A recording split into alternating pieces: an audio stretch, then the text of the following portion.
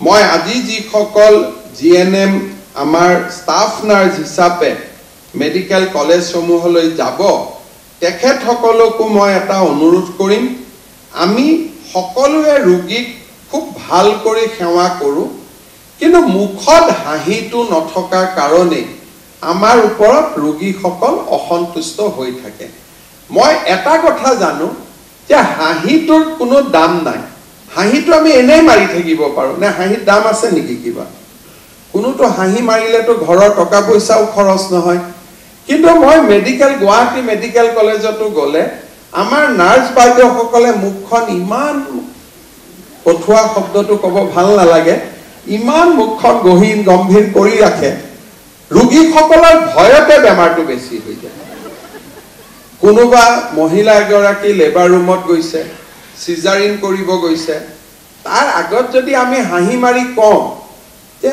বাইদেউ আপোনালোকৰ একো সমস্যা নাই এনেকুৱা সিজাৰিন আমাৰ ইয়াত হৈয়ে থাকে অলপ আগতেও আমি সিজাৰিন কৰি থৈ গৈছোঁ কোনো চিন্তা নাই ফটক কৰি হৈয়ে যাব তাকে নকৰি আমি মুখখন গোমোঠা কৰি ৰাখোঁ ফলত মহিলাগৰাকীৰ প্ৰেছাৰ বাঢ়িব আৰম্ভ কৰে যে কি হ'ল আৰু আপোনালোকে জানে যে মেটাৰনেল মৰ্টেলিটিৰ এটা সবচে ডাঙৰ ৰিজন হৈছে হাই ব্লাড প্ৰেছাৰ যদি সিজাৰিন সেকশনৰ সময়ত কোনোবা এগৰাকী মহিলাৰ হাই ব্লাড প্ৰেছাৰ দেখে ডক্টৰে ক'ব যে অলপ ৰখাই থক এতিয়া সিজাৰিন কৰিব নোৱাৰি কিন্তু লেবাৰ ৰুমত যেতিয়া আমি মহিলাগৰাকীক লেবাৰ লৈ যাওঁ জন্ম দিওঁ বহুতে আমি প্ৰেছাৰো নাচাওঁ প্ৰেছাৰ বাঢ়ি আছে কমা আছে আমাৰ সন্তান জন্ম হৈ যায় মহিলাগৰাকী আৰু নৱজাত সন্তানটোৰ তাতে এটা বহুত ডাঙৰ বিৰূপ প্ৰভাৱ পৰে যোৱা কেইদিনমানত মই এটা বস্তু লক্ষ্য কৰি আছোঁ যে আমাৰ নাৰ্ছসকল বা ডক্টৰসকলে সন্তান জন্ম দিয়াৰ সময়ত যিখিনি প্ৰটোকল সেই প্ৰটোকলবিলাক ভাল কৰি নমনা কাৰণে আজিকালি মই গাঁৱে ভূঞে গ'লে এবিধ নতুন ৰোগীক দেখা পোৱা আৰম্ভ হৈছোঁ কি বুলি কয় পিএইচ আমাৰ যে জন্ম হ'লে চেলিব্ৰেল পালচি আজিকালি আগতে মইতো অসমত মোৰ ৰাজনীতি কৰা 24-25 হৈ গ'ল বছৰ হৈ গ'ল গাঁৱে ভূঞে ঘূৰি থাকোঁ আগতে ইমান চেলিব্ৰেল পালচিৰ পেচেণ্ট আমি দেখা নাপাইছিলোঁ এতিয়া যি মিটিঙতে যাওঁ 4 গৰাকী চেলিব্ৰেল পালচিৰ পেচেণ্ট বহিয়ে থাকে দেখিলে মনটো বেয়া লাগে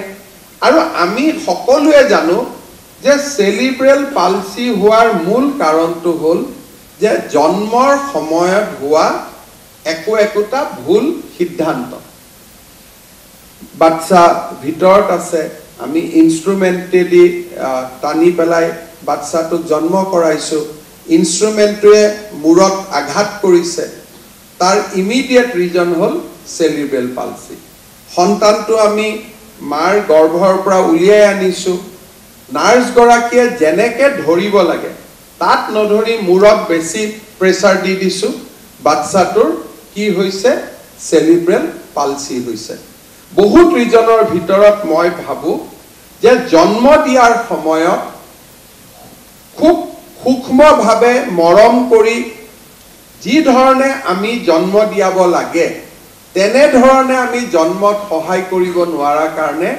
দ্ৰুত গতিত আজি আমাৰ অসমত চেলিব্ৰেল পালচিৰ পেচেণ্ট বাঢ়ি গৈ আছে ল'ৰা ছোৱালীবিলাকক দেখিলে মনটো একেবাৰে বেয়া হৈ যায় ইমানে তেওঁলোক কষ্টত থাকে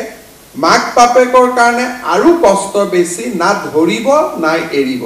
সন্তানটোক ধৰি ৰাখিব নোৱাৰে খৰচ আছে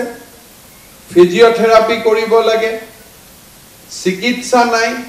মাহত খৰচ এৰিব নোৱাৰে নিজৰ পেটৰ বাচ্চা এই ধৰণৰ আমাৰ কষ্টত ভোগ কৰা বহুত পেচেণ্ট মই মিটিঙত গ'লে দেখা পাওঁ মই সুধো যে আপোনাৰ ল'ৰাটোৰ জন্ম ক'ত হৈছিল বিভিন্ন জাগাৰ কয় কিন্তু বেছিকৈ গভৰ্নমেণ্ট হস্পিটালৰ নাম কয় কাৰণ এইবিলাক দুখীয়া মানুহ গভৰ্নমেণ্ট হস্পিটালত আমি ইনষ্টিটিউচনেল ডেলিভাৰী বাঢ়িলেই নহ'ব ইনষ্টিটিউচনেল ডেলিভাৰীৰ লগত আমাৰ কোৱালিটিটো বাঢ়িব লাগে কোৱালিটিটো কোনে বঢ়ুৱাব আমাৰ ষ্টাফ নাৰ্ছ আৰু ডক্টৰসকলে বেসিক্যালি নৰ্মেল ডেলিভাৰী ক্ষেত্ৰত ডক্টৰৰ ভূমিকা খুবেই কম থাকে আমাৰ ষ্টাফ নাৰ্ছসকলে নৰ্মেল ডেলিভাৰী কৰোৱায় সিজাৰিন হলে ডক্টৰ থাকে আৰু এতিয়া আমি ষ্টাফ নাৰ্ছসকলক ওয়েলনেস সেন্টাৰত আমি CHO কৰি দিছো তাৰ মানে ওয়েলনেস সেন্টাৰটো আমাৰ ষ্টাফ নাৰ্ছ বাইদেউসকলে হেড কৰে গুটে ব্যৱস্থাটো চাই তাত থকা নৰ্মেল ডেলিভাৰীখিনি আমিয়ে কৰাম আমি যদি তুলনা কৰো কেৰালা আদি জাগাত নাৰ্ছ পঢ়ি উঠি নাৰ্ছিং এনাস্থেচিছৰ তেওঁলোকে ট্ৰেইনিং লয় বহুত নাৰ্ছে এনাস্থেচিয়াও দিব পাৰে আমাৰ অসমত বহু কেইখন হস্পিটাল আছে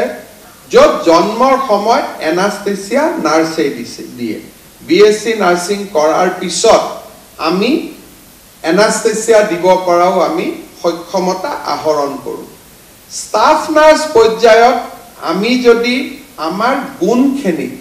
আমি যদি নিৰন্তৰভাৱে বিশ্লেষণ কৰো খুব ধুনিয়াকৈ সন্তান জন্ম দিয়া আমি যদি এটা অভ্যাসত পৰিণত ৰাখো পেশেন্ট সকলক চাব গলে মুখত হাঁহি এটা যদি ৰাখো মই ভাবো আমাৰ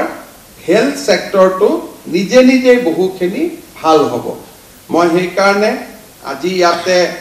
812 গৰাকী ছোৱালীয়ে নিযুক্তি পাইছে এটাই মই অনুৰোধ কৰিম যাতে হাঁহিটো সদায় থাকে হাঁহিটো নাথাকিলে সমস্যাৰ সৃষ্টি হয়